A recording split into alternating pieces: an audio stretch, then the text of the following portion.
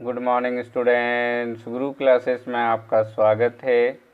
आज के इस वीडियो में जो कि केमिकल रिएक्शंस एंड इक्वेशंस का तीसरा और अंतिम वीडियो है, में हम लोग पढ़ने वाले हैं effects of oxidation reactions in everyday life. हमारे एवरीडे लाइफ में ऑक्सीडेशन रिएक्शन का क्या इफ़ेक्ट है वो हम लोग आज के इस वीडियो में जानेंगे। तो ज़्यादा देर न करते हुए हम लोग आज के इस वीडियो को शुरू करते हैं। There are two common effects of oxidation reactions which we observe in daily life. हमारे दैनिक जीवन में जो हम लोग इजीली ऑब्जर्व कर सकते हैं, इस तरह के दो कॉमन इफ़ेक्ट्स हैं जो हमारे ऑक्सीडेशन रिएक्शन के हैं। पहला हमारा है कोरोजन ऑफ मेटल्स, दूसरा हमारा है रेंसिडिटी ऑफ फूड। जैसा कि मैंने आपको पिछले वीडियो में बताया था कि ऑक्सीडेशन रिएक्शन वो प्रोसेस है जिसमें किसी भी सब्सटेंस में ऑक्सीजन का एडिशन होता है, उसे हम लोग ऑक्सीडेशन रिएक्शन कहते हैं।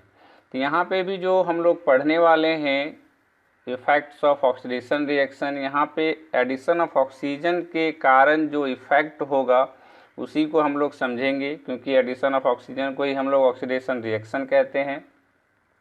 तो जो दोनों इफ़ेक्ट्स हम लोग आज पढ़ने वाले हैं, corrosion of metals, rancidity of food, दोनों को हम लोग वन बाय वन समझेंगे। उसके पहले मैं आपको बता दूं कि यहाँ पे मैंने जो दो फिगर दिया हुआ है, पहला फिगर हमारा कोरोजन ऑफ मेटल्स को रिप्रेजेंट करता है, दूसरा फिगर जो हमारा है वो रेंसिडिटी ऑफ फूड को रिप्रेजेंट करता है। यहाँ पे आप देख रहे हैं कि कोरोजन ऑफ मेटल के कारण ये क्या हो रहा है, मेटल्स वीक हो गया है और ये ब्रेक कर गया है। और फूड में आप देख रहे हैं कि जब ऑक्सीजन का एडिशन हुआ तो ये फूड जो है वो ख़राब हो गया है। तो इसी को हम लोग रेंसिडिटी ऑफ फूड कहते हैं। सबसे पहले हम लोग कोरोजन ऑफ मेटल्स को समझते हैं, उसके बाद हम लोग रेंसिडिटी ऑफ फूड को समझेंगे। Corrosion of metals, corrosion of metals में कोरोजन वर्ड जो है उसका मतलब आप लोग जानते होंगे, क्योंकि क्लास 8 में भी ये टर्म आप लोग यूज किए हुए हैं कि कोरोजन ऑफ मेटल्स क्या होता है। कोरोजन एक ऐसा प्रोसेस है जिसमें कि मेटल जो है ऑक्सीजन, एयर या फिर मॉइस्चर के साथ रिएक्ट करने के बाद वो अपने आप में क्या करता है ना, लॉस करता है। इट मीन्स कोरोजन एक प्रोसेस है जिसमें मेटल्स धीरे धीरे जो है बर्बाद हो जाता है, ख़राब हो जाता है bye the action of air, moisture and chemicals on their surface. उसके सरफेस में अगर ऑक्सीजन से रिएक्शन होता है या फिर मॉइस्चर से रिएक्शन होता है या फिर किसी केमिकल से रिएक्शन होता है, तो मेटल के सरफेस पे मेटल का ऑक्साइड फॉर्म हो जाता है और वो उस मेटल को धीरे धीरे क्या करता है, खा जाता है, वीक कर देता है और वो मेटल ख़राब हो जाता है। और बहुत दिन तक रहने के बाद वो मेटल एट लास्ट वो टूट के ख़त्म हो जाता है। तो वही यहाँ पे मैंने लिखा है, corrosion is the process in which metals are eaten up gradually by the action of air, moisture and chemical on their surface. Corrosion एक प्रोसेस है जिसमें मेटल्स क्या होता है, ख़राब हो जाता है, ग्रेजुअली मीन्स धीरे धीरे ख़राब हो जाता है, bye the action of air, moisture and chemicals. Air के एक्शन से या फिर मॉइस्चर के एक्शन से या फिर केमिकल के एक्शन से अगर उसके सरफेस पे उस इन तीनों का जो है रिएक्शन होता है, एक्शन होता है, तो मेटल्स का सरफेस धीरे धीरे क्या करता है, मेटल ऑक्साइड फॉर्म कर लेता है और वो मेटल को धीरे धीरे खोखला कर देता है और मेटल ख़राब हो जाता है। तो जिस प्रोसेस से ये होता है उसी प्रोसेस को हम लोग कोरोजन कहते हैं। कोरोजन ऑफ मेटल जो है उसका बेस्ट एग्जाम्पल जो हम लोग कह सकते हैं, कॉमन एग्जाम्पल जो मेटल में आप इजीली ऑब्जर्व कर सकते हैं, वो हमारा रस्टिंग ऑफ आयरन है। क्योंकि आयरन का कोरोजन जब होता है वो बहुत ही फास्ट प्रोसेस है जिसको हम लोग 2-3 दिन में ही ऑब्जर्व कर लेते हैं। इसीलिए रस्टिंग ऑफ आयरन को मोस्ट कॉमन फॉर्म माना गया है कोरोजन का। यहाँ पे एक क्वेश्चन ये भी आता है, बहुत स्टूडेंट के माइंड में ये क्वेश्चन आता है कि सर सिर्फ कोरोजन क्या आयरन का ही होता है? ऐसा नहीं है, कोरोजन सारे मेटल्स के होते हैं जो सॉलिड स्टेट में हैं, जैसे कि हमारा कॉपर है, सिल्वर है, गोल्ड है, एल्युमिनियम है, सारे में कोरोजन होता है। बट आयरन को हम लोग इसलिए मोस्ट कॉमन एग्जांपल में लेते हैं क्योंकि आयरन का रिएक्शन काफ़ी फास्ट होता है ऑक्सीजन के साथ और वो बहुत जल्दी जो है वो कोरोड हो जाता है, रस्ट फॉर्म कर लेता है। और जैसा कि हम लोग क्लास 8 में भी पढ़ चुके हैं, आप लोग पढ़े होंगे क्लास 8 में कि कोरोजन ऑफ आयरन को हम लोग एक स्पेशल नाम से रिप्रेजेंट करते हैं, स्पेशल नेम से हम लोग जानते हैं, जिसको हम लोग रस्टिंग कहते हैं। और जो ऑक्साइड फॉर्म होता है आयरन का उसे हम लोग रस्ट कहते हैं, जिसको हिंदी में जंग भी कहा जाता है।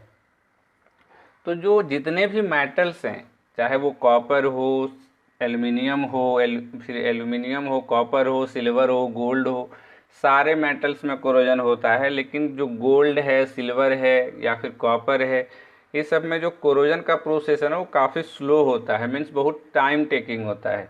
इसमें कोरोजन होने के लिए बहुत समय लगता है, इसलिए हम लोग क्या करते हैं ना, इसको नेगलेक्ट करते हैं। गोल्ड के केस में तो पूरी तरह से नेगलेक्ट कर देते हैं हम लोग, क्योंकि गोल्ड में कोरोजन होने में काफ़ी समय लगता है। हो सकता है 10 साल लग जाए, 15 साल लग जाए, तब जाके कहीं थोड़ा सा आपको जो है गोल्ड का ऑक्साइड उसके ऊपर ग्रीन कलर का शो करेगा।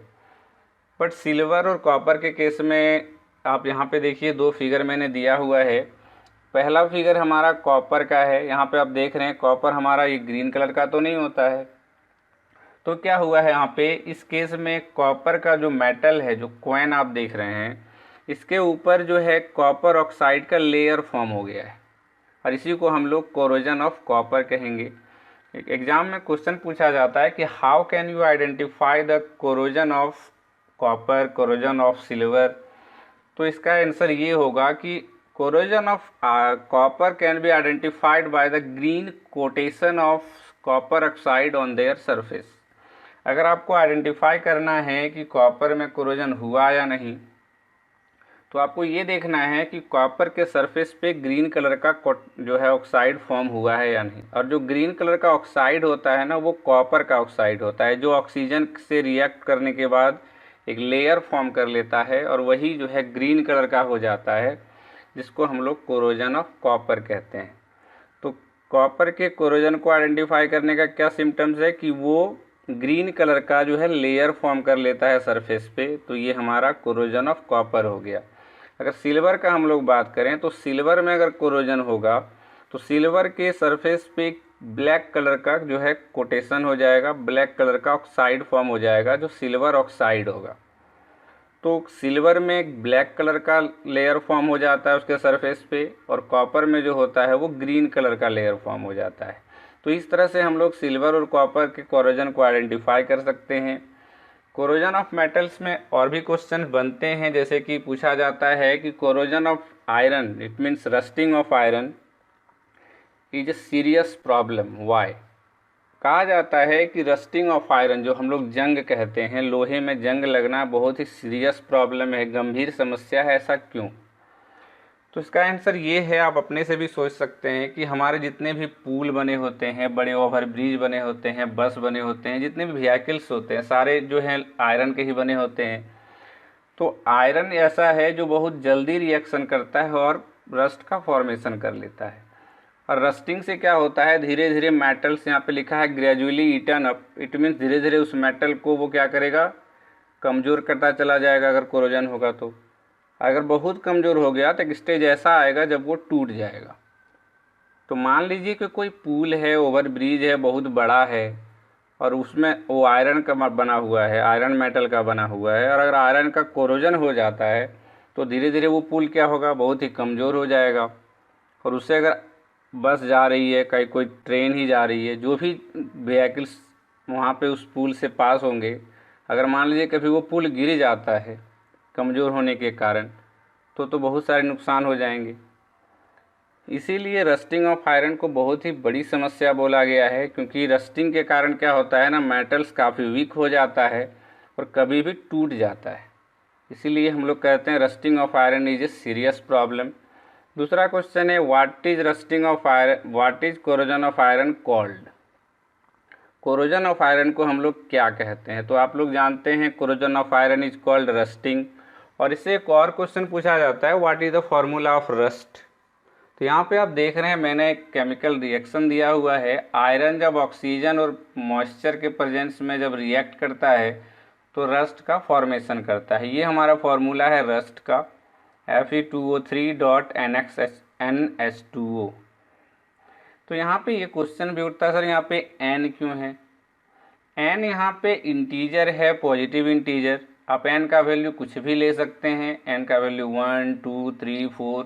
अगर आप 1 लेंगे तो ये हो जाएगा 2 मोल्स ऑफ वाटर, अगर ये 2 लेंगे तो 2 2 जा 4 मोल्स ऑफ वाटर। तो वाटर का कितना भी मोल्स हो सकता है, इसलिए यहाँ पे n मेंशन्ड है, n का वैल्यू कुछ भी हो सकता है। तो ये हमारा जो है रस्ट का फॉर्मूला है। और नेक्स्ट क्वेश्चन जो last question corrosion of metal से बनता है वो है कि how can we prevent rusting of iron. हम लोग आयरन के रस्टिंग को मीन्स लोहे में जंग लगना को कैसे रोक सकते हैं। ऐसे मैं यहाँ पे आपको बता देता हूँ, बट इसके बारे में डिटेल्स हम लोग जब मेटल नॉन मेटल्स पढ़ेंगे उसमें और अच्छे से डिटेल्स में हम लोग पढ़ेंगे रस्टिंग ऑफ आयरन के बारे में। यहाँ पे मैं बता देता हूँ कि हम लोग रस्टिंग ऑफ आयरन को कैसे प्रिवेंट कर सकते हैं। रस्टिंग ऑफ आयरन को प्रिवेंट करने के टोटल 4 से 5 मेथड्स हैं। पहला, हम लोग आयरन पे ऑयल या ग्रीज का यूज करेंगे। अगर हम लोग ऑयल और ग्रीज का यूज करते हैं, इसको हम लोग ऑयलिंग एंड ग्रीजिंग कहते हैं। तो ऑयलिंग और ग्रीजिंग का अगर यूज करेंगे तो क्या होगा कि एयर से वो कांटेक्ट में नहीं आएगा, एयर और आयरन के बीच में एक ऑयल का लेयर फॉर्म हो जाएगा, जिससे कि एयर और आयरन के बीच में रिएक्शन नहीं हो पाएगा और आयरन में कोरोजन नहीं होगा। इसलिए आप देखते होंगे कि साइकिल का, गाड़ी का जितना का भी चेन होता है, तो चेन में क्या होता है, तेल डाला जाता है या फिर ग्रीज डाला जाता है, या फिर बेयरिंग जो होता है साइकिल में, इसलिए डाला जाता है ऑयल और ग्रीज, क्योंकि उसमें क्या होता है ना कि ऑक्सीजन से उस मेटल को रिएक्ट करने नहीं देता है और उसमें जंग नहीं लगता है, जिसके कारण हम लोग साइकिल को स्मूथली रन कर पाते हैं। तो पहला मेथड हो गया ऑयलिंग और ग्रीजिंग। दूसरा है कि हम लोग अगर उसको एलॉइंग कर दें, मीन्स अगर कोई मेटल है उसको एलॉय कर देते हैं, जैसे आप देखते होंगे स्टेनलेस स्टील या फिर नाइक्रोम हमारा है, अब स्टील है, स्टेनलेस स्टील है, नाइक्रोम है, उसके बाद आप गोल्ड देख लेते हैं। तो बहुत सारे मेटल ऐसे हैं जिसको दूसरे मेटल के साथ मिला करके एलॉय बना दिया जाता है, जिसके कारण क्या होता है ना कि उसका कोरोजन होने का जो प्रोसेस है वो स्लो डाउन हो जाता है, वो कोरोसिव इन नेचर नहीं होता, वो कोरोजन उसमें जल्दी नहीं होता है। तो हम लोग दूसरा प्रोसेस उसको एलॉय बना के उसको रोक सकते हैं। तीसरा है हम लोग उसको गैल्वेनाइज कर सकते हैं, जिंक का यूज करके अगर गैल्वेनाइज कर देंगे तो भी हमारा जो है कोरोजन प्रिवेंट हो जाएगा, रुक जाएगा। फोर्थ जो स्टेप है, फोर्थ मेथड जो है वो है हमारा इलेक्ट्रोप्लेटिंग। जैसे कि आप जब किसी होटल में जाते हैं तो होटल में जो आप नल देखते हैं, नल में जो कलर होता है वो नल में आप देखेंगे कभी जंग नहीं लगता है, वो हमेशा लाइट करते रहता है, चमकते रहता है। उसके पीछे रीज़न ये है कि वो नल जो है इलेक्ट्रोप्लेटिंग किया हुआ है उस नल का, इसके कारण उसमें जंग कभी नहीं लगता है। तो इस तरह का मेथड्स है, oiling and greasing, galvanisation, electroplating, alloying, ये सारे प्रोसेस जो हैं मेथड्स हैं जिसके द्वारा हम लोग रस्टिंग ऑफ आयरन को प्रिवेंट कर सकते हैं। उम्मीद करते हैं आपको कोरोजन ऑफ मेटल समझ में आ गया होगा। अब हम लोग दूसरे इफेक्ट की ओर चलते हैं जो हमारा ऑक्सीडेशन रिएक्शन का है, रेंसिडिटी ऑफ फूड्स। सबसे पहले हम लोग जान लेते हैं कि रेंसिडिटी क्या होता है। रेंसिड वर्ड है, उसके बाद रेंसिडिटी फॉर्म होता है। रेंसिड का मतलब होता है वो सब्सटेंस जिसमें गंध आती है, खराब गंध आता है, बैड स्मेल आता है, टेस्ट बैड होता है। मीन्स वो टेस्ट या फिर स्मेल जो हम लोग नहीं बर्दाश्त नहीं कर सकते, ख़राब लगता है। जैसे आप कोई मान लीजिए खाना ही सड़ जाता है तो सड़ने के बाद जो स्मेल आता है ना वो हमारा रेंसिड कहलाता है। तो यहाँ पे रेंसिडिटी जिसमें फूड अगर उस तरह का कंडीशन फूड में हो गया जिससे कि वो दुर्गंध देने लगता है, ख़राब गंध उससे आने लगता है, उसी को हम लोग रेंसिडिटी ऑफ फूड्स कहते हैं। बट ये सारे फूड्स में नहीं होता। अगर वो ऑयली फूड है या फिर बहुत ज़्यादा फैट्स है उस फूड में, तभी जाके उससे क्या होगा, रेंसिडिटी प्रोड्यूस होगा। तो यही यहाँ पे मैंने लिखा है, the condition produced by aerial oxidation of fats and oils in foods marked by unpleasant smell and taste is called rancidity. कहता है वो कंडीशन जो लगातार ऑक्सीडेशन से प्रोड्यूस होता है, किसके, of fats and oil in foods, जो फूड में जो फैट्स एंड ऑयल्स हैं उसका अगर ऑक्सीडेशन लगातार होते रहता है, इट मीन्स ऑक्सीजन का एडिशन अगर उसमें लगातार होते रहता है फूड्स में, वो फूड जिसमें ऑयल और फैट बहुत हैं, जिसमें ऑयल और फैट्स हैं, उस फूड का अगर ऑक्सीडेशन होते रहता है लगातार, तो एक ऐसा कंडीशन आता है जिसमें क्या होता है कि फूड से बहुत ही ख़राब स्मेल आने लगता है। जो हमारा अनप्लीजेंट का मतलब क्या हुआ, जो हमारे लिए अच्छा नहीं हो, हम उसको बर्दाश्त न कर पाएँ, तो उस तरह का स्मेल आने लगता है। अगर आप खाएंगे तो बहुत अजीब तरह का टेस्ट होगा उसका। तो उस कंडीशन को हम लोग क्या कहते हैं, रेंसिडिटी कहते हैं। अब रेंसिडिटी को हम लोग प्रिवेंट कैसे करेंगे, क्योंकि बहुत बार ऐसा होता है कि फूड को अभी हम लोग बनाए, शाम तक हम लोग खाएंगे उसको, तो कभी कभी क्या होता है ना, सुबह का खाना शाम तक बहुत ज़्यादा खट्टा हो जाता है, ख़राब हो जाता है, उसी को रेंसीड कहते हैं हम लोग। तो उसको हम लोग रोक कैसे सकते हैं। तो रेंसिडिटी को रोक पाना, क्योंकि अगर हम रोक सकते तो उसको 5-7 दिन तक भी रख सकते थे, तो रोक पाना आसान नहीं है हमेशा हर केस में। बट हाँ, हम लोग प्रिवेंट मीन्स उसको रिड्यूस कर सकते हैं, उसके टाइम इंटरवल को बढ़ा सकते हैं। अगर वो 5 आवर्स में ख़राब होता है तो उसको आप 10 आवर्स तक ले जा सकते हैं। किसी किसी केस में आप उसको प्रिवेंट भी कर सकते हैं। तो हम लोग आज देखेंगे अभी कि किस तरह हम लोग रेंसिडिटी ऑफ फूड्स को रोक सकते हैं या फिर कम कर सकते हैं, मीन्स उसके टाइम इंटरवल को बढ़ा सकते हैं।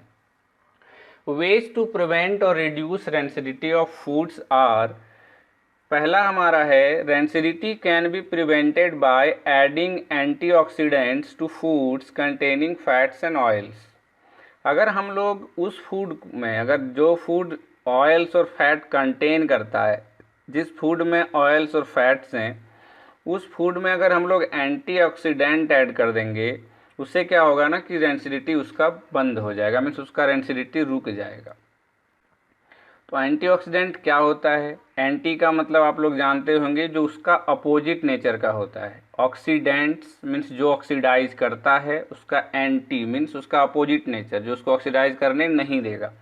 तो अगर हम लोग एंटीऑक्सीडेंट ऐड कर दें फूड्स में जिसमें फैट्स एंड ऑयल्स है, तो हमारा रेंसिडिटी जो होगा वो रुक जाएगा। और जो हमारा एंटीऑक्सीडेंट्स हैं वो हमारे 2 कॉमनली यूज्ड एंटीऑक्सीडेंट्स हैं जो 10th क्लास में मेंशन्ड है। पहला है BHA, जिसका फुल फॉर्म होता है ब्यूटिलेटेड हाइड्रोक्सी एनिसोल, एंड दूसरा है BHT, जिसका फुल फॉर्म है ब्यूटिलेटेड हाइड्रोक्सी टोल्यूइन। ये 2 एंटीऑक्सीडेंट्स हैं। अगर इन दोनों में से किसी का भी यूज आप एज ए एंटीऑक्सीडेंट अगर फूड्स में यूज कर देंगे जो फैट्स एंड ऑयल कंटेन करता है, तो आपका रेंसिडिटी जो होगा वो नहीं होगा, मीन्स फूड आपका ख़राब नहीं होगा। दूसरा मेरा जो प्रोसेस है, दूसरा जो तरीका है रेंसिडिटी को रोकने का, वो है rancidity can be prevented bye packaging fat and oil containing foods in nitrogen gas. इसका बेस्ट एग्जांपल मैं आपको देता हूँ, कुरकुरे और लेज जो आप खाते हैं, लेज और कुरकुरे जो है उसमें भी फैट्स एंड ऑयल्स होता है। तो आप उसको देखते होंगे कि आप अगर बड़ा पैकेट भी खरीदते हैं तो उसके वो दिखने में बहुत बड़ा होता है, बट उसके अंदर जो मटेरियल्स होता है, जो लेज या कुरकुरे का जो होता है, वो बहुत ही कम होता है, बट पैकेट बहुत बड़ा दिखता है। वो बड़ा इसलिए दिखता है क्योंकि उसमें नाइट्रोजन गैस भरा होता है। और नाइट्रोजन गैस क्या करता है कि उसके अंदर जो मटेरियल है, जो लेज है, कुरकुरे जो है, उससे ऑक्सीजन को रिएक्ट करने नहीं देता है, जिसके कारण उससे स्मेल ख़राब नहीं आता है, मीन्स वो आराम से प्रिवेंट किया हुआ रहता है और सेफ़ रहता है। इसलिए आप देखते होंगे कि जो कुरकुरे और लेज का पैकेट्स है वो बहुत दिन तक अगर दुकान में रह भी जाता है तो उसका स्मेल ख़राब नहीं होता है, उसका टेस्ट ख़राब नहीं होता है, क्योंकि उसके अंदर नाइट्रोजन गैस भरा हुआ रहता है। तो हम लोग क्या कर सकते हैं, fats and oil containing food को नाइट्रोजन गैस में अगर पैक करके रखेंगे तो हमारा रेंसिड नहीं होगा। ये 2 मेथड था जिसके द्वारा हम लोग क्या रेंसिडिटी को रोक सकते थे। उसके बाद जो 3 मेथड है, इसके द्वारा हम लोग क्या कर सकते हैं, उसके टाइम इंटरवल को बढ़ा सकते हैं। इट मीन्स अगर वो 5 घंटे में रेंसिड होने वाला है, ख़राब होने वाला है, तो उसको हम लोग बढ़ा सकते हैं। इसका पहला है मीन्स तीसरा जो हमारा है, rancidity can B retarded by keeping food in A refrigerator. हम लोग जो है फूड के रेंसिडिटी को, जो हमारा ख़राब होने वाला है, उसको हम लोग क्या कर सकते हैं, कम कर सकते हैं, मीन्स टाइम इंटरवल को बढ़ा सकते हैं अगर उस फूड को हम लोग रेफ्रिजरेटर में रख दें। अगर हम लोग फ्रीज में रख देंगे खाना को जिसमें ऑयल्स एंड फैट्स है, तो क्या होगा ना कि अगर वो 5 आवर्स में होने वाला है तो वो हो सकता है 7 आवर्स में रेंसीड हो, 8 आवर्स में हो, 12 आवर्स में हो, बट वो होगा, बट उसका टाइम इंटरवल जो है वो बढ़ जाएगा, जो टाइम है वो बढ़ जाएगा, उसका प्रोसेस जो है वो स्लो हो जाएगा। तो अगर हम लोग उसको फ्रीज में रख देते हैं तो रेंसिडिटी को हम लोग कम कर सकते हैं। फोर्थ हमारा है rancidity can B retarded bye storing food in air tight container. अगर हम लोग फूड को वहाँ स्टोर करें जहाँ पे हवा नहीं पहुँचती हो, उस कंटेनर में रखें जहाँ पे हवा नहीं पहुँचती हो, तो भी हम लोग रेंसिडिटी को कम कर सकते हैं। क्योंकि अगर वहाँ पे एयर नहीं पहुँचेगा तो ऑक्सीजन का सप्लाई नहीं होगा, अगर ऑक्सीजन का सप्लाई नहीं होगा तो ऑक्सीडेशन नहीं होगा, ऑक्सीडेशन नहीं होगा तो रेंसिडिटी नहीं होगा। तो हम लोग रेंसिडिटी को कम कर सकते हैं by keeping it in air tight container. अगर एयर से जहाँ पे एयर नहीं पहुँचे उस कंटेनर में अगर हम उसको रख दें तो हमारा रेंसिडिटी जो है वो कम हो सकता है। और फिफ्थ और लास्ट हमारा जो है rancidity can B retarded bye storing foods away from light. हम लोग लाइट से फूड को दूर रखकर भी रेंसिडिटी को कम कर सकते हैं। तो ये 5 मेथड्स है जिसके द्वारा हम लोग रेंसिडिटी को प्रिवेंट और रिड्यूस कर सकते हैं। ये केमिकल रिएक्शन और इक्वेशन का अंतिम टॉपिक था। उम्मीद करते हैं आपको आज का ये वीडियो पसंद आया होगा और आप जितने भी मैंने जो प्रोसेस बताए, जो डिफिनेशन बताया, वो आपको समझ में आ गया होगा। अगर आपको आज का वीडियो पसंद आया हो तो आप वीडियो को लाइक ज़रूर करें और हमारे चैनल को भी सब्सक्राइब करें। आज के वीडियो के लिए बस इतना ही। धन्यवाद।